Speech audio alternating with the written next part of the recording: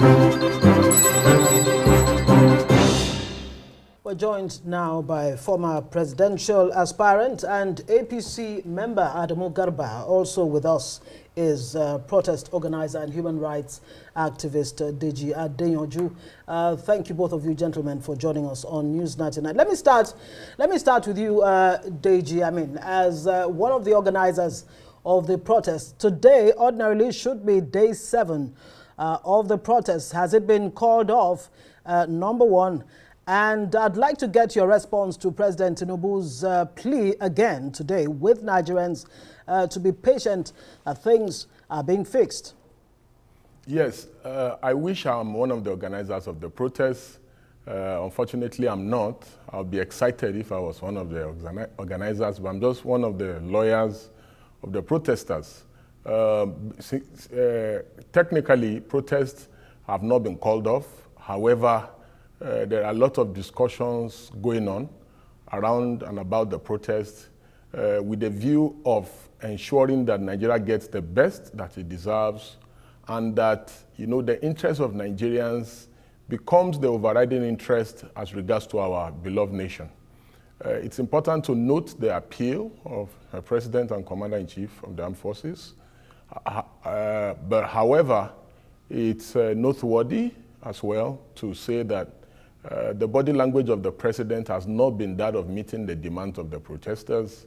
His speech a few days ago did not address the specific demands of protesters. Unfortunately, again today, the DG of the National Orientation Agency, which speaks on behalf, one of the agencies that speaks on behalf of the government, has said that return of fuel subsidy will worsen poverty in the country. And we condemn this statement attributed to the DG of NOA. It is laughable. In fact, return of fuel subsidy, I don't know which return of fuel subsidy is talking about. The Minister of Finance has come out to say that the country pays almost, just today, the country pays almost 1 trillion for fuel subsidy monthly. So what return of fuel subsidy is he talking about?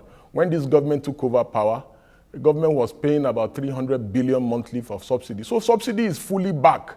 Just that this one is a renewed hope subsidy, which is also what we are calling Shege subsidy. This Shege subsidy is showing Nigerians a lot of economic hardship on the streets, you know, and we are saying Nigerians at worst, let's return back to the subsidy regime of the Buhari administration, where a liter of petrol was sold for between 167 naira to 200 naira, depending on where you are buying from. And that this will reduce the hardship in the country and the economic friction on the pockets and the homes of Nigerians who are battling to feed and market women who are struggling with skyrocketed prices of goods and services, and that this will positively impact on our economy. Well, Deji, we'll come back to you so that we can be much more specific if you were out today or not on day 7 of the protest. Adamu Garba, again, thanks for your time. Let's ask, because this is almost a shock to many people from the north when they saw children trooping out en masse and with the Russian flag and so many other things. For a political leader like yourself and someone from northern Nigeria, what have you been able to get from out on the streets in the north concerning the protests? Thank you for this question. It's actually a very unfortunate situation to us, particularly when you look at the trend lines. These trend lines has been ongoing for a very long time. The fact that for over 20, 30 years, there are some children that go to feed themselves on the street. They are constantly going to the street to feed themselves. Warnings and counter warnings by several other agencies have been pushed forward. No action has been taken by the northern socio-economic and political class, including even the traditional authorities and even religious leaders.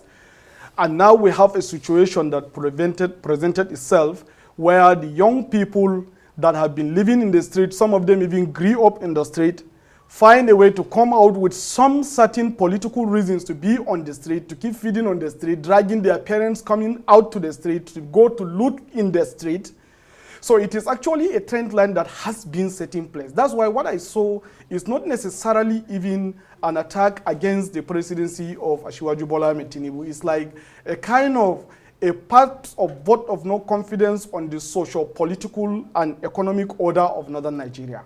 And it is actually a fault that the entire northern elites need to internalize, accept as a failure, and go back home. Each and every northern leader, elected or appointed, that is within the cycle, whether you represent economic or political or religious authority, I think it's time to take a recess from overstaying at the center and go back home to your people and talk to them one-on-one where you are born, so that they can understand what truly is it that you are doing to better the life and also to better the lot and the future that these people are supposed to represent. Because if we don't do that, it is a case of having a woman who was about to be kind of give birth. After passing through some certain labor, you decide to give her some infusion to delay the labor. But eventually she will give birth. So this is really a very threatening situation, and I see it as a complete failure from the northern leadership system, and we have to go back and reorganize ourselves properly. Right. Deji, let me come back to you. That question that Sulai pointed out earlier, whether did you go out to protest today, being day 7? And maybe for the benefit of Nigerians, again, you want to walk us through the key points of your demands and which ones you believe are realistic enough for this government to address, in the immediate.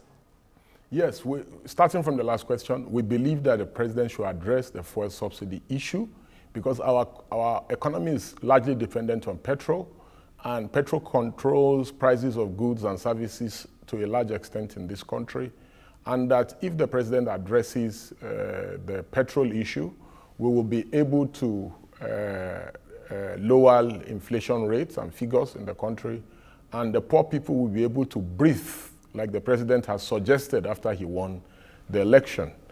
Additionally, it's also important to know that I didn't go out to protest today. Comrades in Abuja did not go out to protest today. And it is our view that since the president has made several appeals, that comrades nationwide, let's give the president an opportunity and see whether he will meet any of the demands. Stopping protests does not mean protests will not continue at some point. Just like I've said on this program, that the president should be happy, and the ruling elite in Nigeria should be happy that this protest even has a date and venue. The inevitable protest that is going to happen in this country will happen suddenly, with no date, with no address, and the security agencies that are in the habit of always mobilizing to attack protesters or mobilizing to will not even have the time, to mobilize to attack protesters or react. So government is enjoined to do what it takes to get the country working, because when the country working, nobody is going to be protesting. Only mad people will see a government that is working and still protest against her. Having said that, it's also important to note that, our country is getting to the point where the frustration in the country, which was demonstrated through this protest, is so evident. And I'm inclined to agree that there's failure at all levels. Many protesters that we have spoken with across the country, with no exception, they are perplexed as to why the president is saving money meant to subsidize our economy. Because when you subsidize the Nigerians, you are subsidizing the economy, and you are going to make the economy work. And while the president is refusing to subsidize the economy, but he's subsidizing the governors who are largely looting our resources. They do not understand the economics that the president arrived. From the time that the president has been saving money a year ago, what improvement have we witnessed in the states? The governors have gotten triple the money that they usually get, but there's nothing to show for it aside corruption.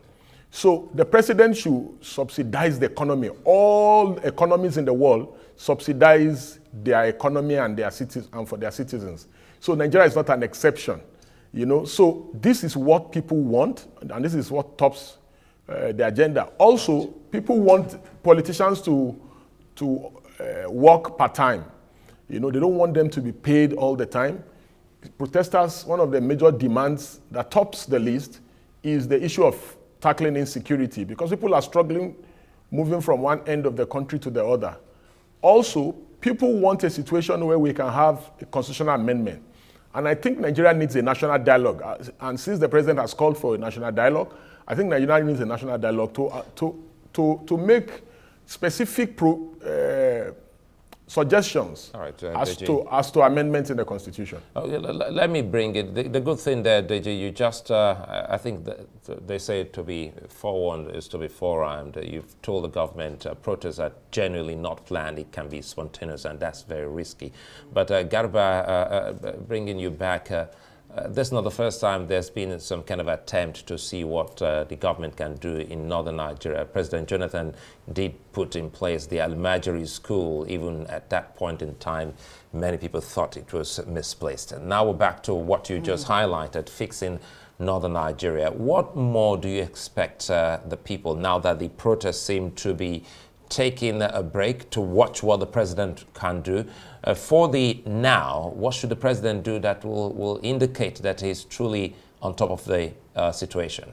I really want to also appreciate Mr. President for candor, for actually taking ownership of the situation and coming out clearly to stand in for the people when the people need him.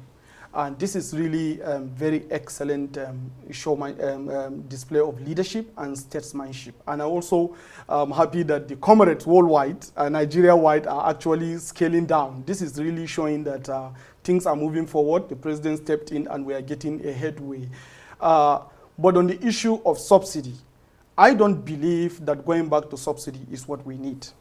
Yes, I believe governments need to subsidize. All white government are subsidizing other things, but they tend to subsidize production, not consumption. If you want to continue to subsidize oil, you are just subsidizing something that will just get burnt right now, every day, and nobody gets any benefit from it. The best subsidization is going back to the root cause that brings about the prosperity that we once had, which is industrialization. And you can never effectively have industrialized society without a robust agricultural machinery functioning that produces something that needs to be processed in factories, that will create job opportunities, that will even enable export, that will eliminate all the joblessness in the society. And the North has shown tremendous success in industrial prowess. If you check from the history from 1912, up to 1986, North is one of the most industrialized areas. In fact, a place like Kano have up to 1,560 functional factories. Places like Zamfara that you see today has a farmland that they farm cotton. In that cotton, you have over 600,000 farmers. And this cotton is what's fit into Funtua textile mill, Kaduna textile mills, and Kano textile mill, while you have massive wheat production in areas like Borno, and that is why you have Borno's flour mill, Maiduguri flour mill, as one of the largest flour mills in the country. So all these things are moribund. Why? Because government implemented some policies like SAP of the Babangida administration that they industrialize our country, that make us to sell our factories in exchange for collecting dollars. And that is when we began to retrogress. While you have so many people giving birth, an average of 3 children per mother, you know, and you have like a birth rate of almost 6 million per annum. So in the next 10 years, you have additional 60 million Nigerians. Well, I so think we have this kind of situation. We have to go. Apologies there. And I'm hoping this conversation can continue. But again, keep in mind, Garba, government bringing policies. Every government has its policy. If you're talking about the structural adjustment program, so everyone is talking about some programs that haven't actually worked with the Tinubu administration. So we're hoping that everything will be looked into holistically and get fixed. I'd like to thank you, gentlemen, for your time. Deji, Adeyanju, and Garba Adamu. All this is a delight speaking with you.